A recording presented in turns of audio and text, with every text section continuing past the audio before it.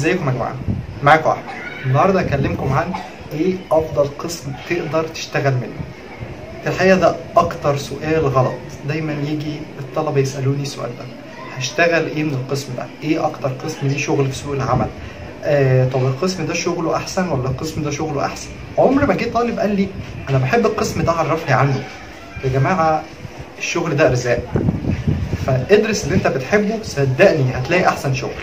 يعني دايما المقوله الشهيره يقول لك قسم حاسب افضل حاجه علم رياضه، قسم اي حاجه فيها كيمياء عشان في الاخر تطلع دكتور تحاليل. يا جماعه والله مش دكتور، ما بتطلعش دكتور. اولا دكتور ده لقب للي عامل دكتوراه، ثانيا ما بتطلعش حتى، يعني ما بتقدرش تفتح معمل تحاليل الا لما بترفع قضيه وتعمل دبلومه سنه.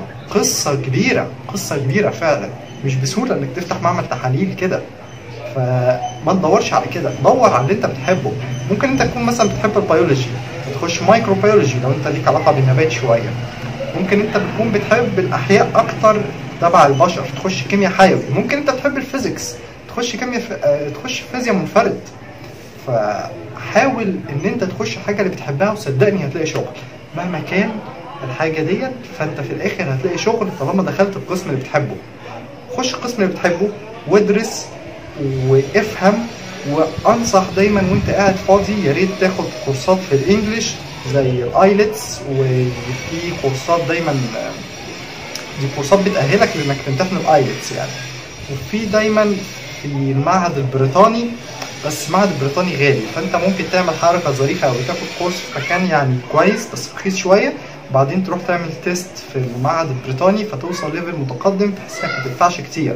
لان حاجه وصلت لها في الليفل كان الليفل تقريبا اللي هو مستوى، مش مستوى، المستوى بيبقى 3 ليفلات، فاللي هو كان الليفل الواحد حوالي 5000 جنيه، فصعب جدا. فحاول ان انت تقوي نفسك دايما، وده اهم حاجه انت لازم تشتغل عليها.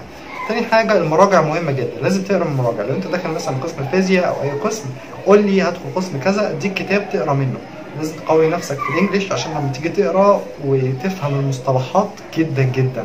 ثانيا انت مع الدكتور ما تسيبش الدكتور، اتعبه. هو الدكتور شغلته يفهمك، ما تسيبوش الا لما تفهم. يشرح لك مره 2 10 مش مهم، المهم انك في الاخر فهمت. انت داخل عشان تفهم، انت مش داخل عشان تجيب درجات.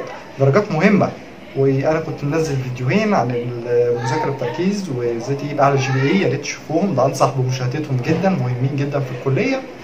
وبعدين نرجع لموضوعنا تاني. بالنسبه للشغل، الشغل اللي الناس دايما بتسالني عليه: يا جماعه انت باحث، ثقافه الباحثين تختلف. باحث يعني انت بتدور، يعني انت تحل مشكله. انت ده اللي انت لازم تعمله، لازم تقرا مراجع كتير. العلم دايما يا جماعه بناخده نفصصه، مش العكس. اوعى تفكر انك تاخد ملازم من بره او ملخصات ان ده يفيدك، بالعكس ده عمره ما يفيدك في كليه علميه. ده ممكن الكليات النظريه ده يفيدك عشان انت لو عايز تنجز بسرعه، لكن في الكليه العلميه انت جاي اصلا تفهم، مش جاي تاخد ملخصات. وبس كده، ولو احتجتوا اي حاجه قولوا لي. وبس كده. وبالمناسبه انا بصور من بلدي، من المنصوره، وده تيشيرت مكتوب عليه ساينس وكايرو يونيفرسيتي، كنت شاريه من جامعه القاهره. وفي الاخر خالص هتدعموني جدا لو عملتوا سبسكرايب للقناه ولايك لو الفيديو عجبكم. وبس كده، شكرا ليكم.